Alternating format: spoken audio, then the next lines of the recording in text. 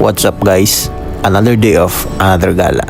For today's video, samahan nyo akong kukulayan natin ang isa sa mga bucket list ko ngayong 2025, ang mag-paragliding. Magna 9 o'clock na nga tayong umalis sa bahay. Dito tayo dumaan sa C5 at dito sa Bridgetown para naman masilayan natin ang ganda ng lugar na ito. Bago ang lahat, magpapagas muna tayo dahil medyo malayo-layo rin na ating lalakbayin. Shoutout pala sa mga staff ng Shell Amang Rodriguez.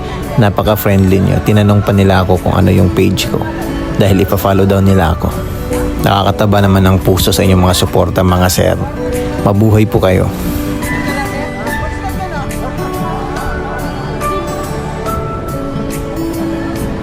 Matapos na natin magpagas ay dumiretso na tayo sa Marilaki. Una natin gagawin ay kakain tayo. Maghanap tayo ng makakainan na hindi lang yung tiyan yung mabubusog, kundi pati yung mata natin. May nahanap na nga tayo dito sa Sierra Madre Restaurant and Hotel. Halong Marilaki lang din.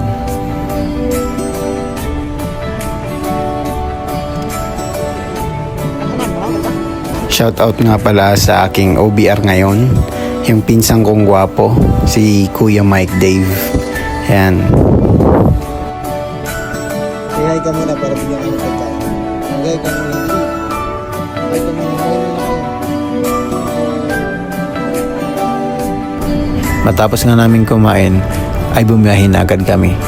Tadaanan namin ang Santis Farmhouse sa Pililla, Rizal.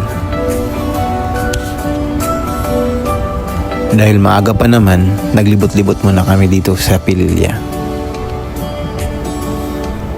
Diretso na kami sa aming pupuntahan, hindi sa paraglide, dito sa Binangonan, Rizal. Saktong alauna nga pala kami dumating, kaya tumambay muna kami at naghintay dahil 2:00 pa ang ating schedule para lumipad. Nang mag 2:00 na nga, umakyat na kami dun sa taas kung saan magja-jump off. Napakaganda dito. Tanaw mo ang buong Laguna Lake. At kita rin yung Pililla, Rizal kung saan kami nanggaling kanina. Tanaw mo yung mga windmills dito kahit malayo.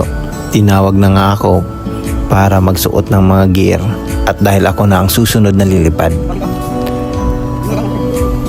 Saktong 3:30 tayo nakalipad dahil inantay pa yung hangin na lumakas para safe yung paglipad namin.